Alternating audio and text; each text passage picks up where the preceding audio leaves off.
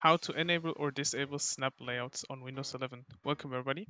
If you want to enable or disable your snap layouts on your Windows 11 machine, I'll show you step by step. We'll start off by clicking the search bar or search icon, searching for settings. The best match will come up with the settings app, so click that. Now in here, you want to go to system on the left here, and then on the right, you want to scroll down until you see multitasking. Snap windows, which one is what we want.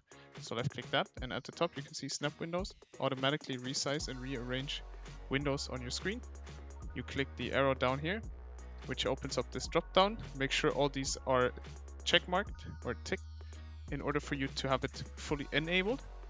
If you want to disable the snap windows, you just turn this off and you can't rearrange and resize your windows anymore. Turn this on and now it works. I hope this video could help you out in enabling or disabling snap layouts on Windows 11. If it did, please leave a like. If you have any questions, leave them in the comments below and subscribe. I'll see you in the next one. Bye.